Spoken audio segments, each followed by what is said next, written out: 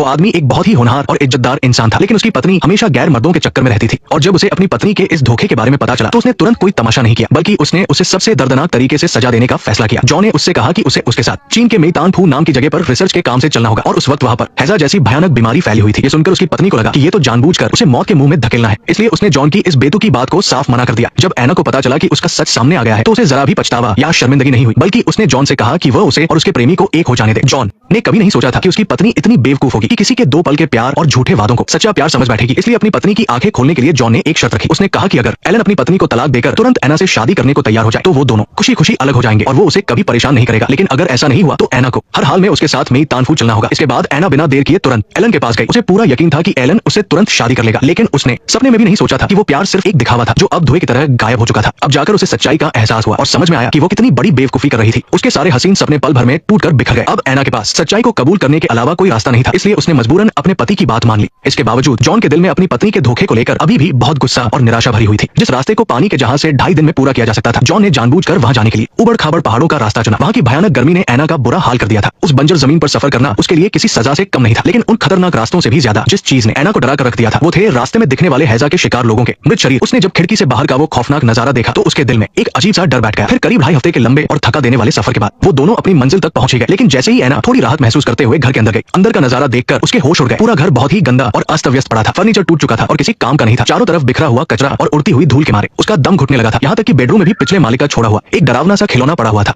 रात होने पर जॉन ने दिखावे की फिक्र करते हुए एना से कहा कि अगर उसे ज्यादा डर लग रहा है तो वो उसे एक वैक्सीन का इंजेक्शन लगा सकता है। लेकिन शायद जॉन को चिढ़ाने के लिए एना ने साफ कह दिया कि उसे उसकी इस झूठी हमदर्दी की कोई जरूरत नहीं है। इसके बाद उसने जॉन से पूछा कि अगर किसी को हैजा हो जाए तो उसके साथ क्या होता है। वो रात एना के लिए बहुत ही भारी थी और उसे बिल्कुल नींद नहीं आई। उसके कानों में लगातार मरने वालों की दर्दनाक चीखें गूंज रही थी। भले ही वो बाहर से ये दिखाने की कोशिश कर रही थी कि उसे कोई फर्क नहीं पड़ता, लेकिन हैजा का डर उसके दिल की गहराइयों तक बैठ चुका था। अगली सुबह जब एना कमरे से बाहर आई तो उसने देखा कि जॉन वहां के एक अफसर से बात कर रहा था। एना की सुरक्षा और उस जगह की रखवाली के लिए वहां से जाने से पहले जॉन ने एक फौजी को वहां पहरा देने के लिए तैनात कर दिया था। एना के लिए ये समझना मुश्किल नहीं था कि ये सब बस जॉन ने उस पर नजर रखने के लिए किया है। फिर जॉन उस अफसर के साथ हैजा के मूल कारण का पता लगाने निकल पड़ा। बीच रास्ते में ही उसकी नजर पानी भर रहे कुछ गांव वालों पर पड़ी। बैक्टीरिया पर रिसर्च करने के अपने पुराने तजुर्बे से उसे तुरंत समझ आ गया कि इस कुएं के पानी में कुछ न कुछ गड़बड़ जरूर है। ये पानी बिल्कुल भी ठीक नहीं है, इसे मत पियो समझे। इसके बाद वो सब जल्दी ही हैजा के उस अस्पताल के अंदर पहुंच गए। वहां का माहौल दर्द और निराशा से भरा हुआ था। अनगिनत लोग इस भयानक बीमारी से तड़प रहे थे। हालांकि जॉन पहले से ही इसके लिए मानसिक रूप से तैयार था, लेकिन गांव वालों को इस तरह तिल तिल कर मरते देख उसके दिल में भी एक अजीब सी बेचैनी होने लगी, जिसे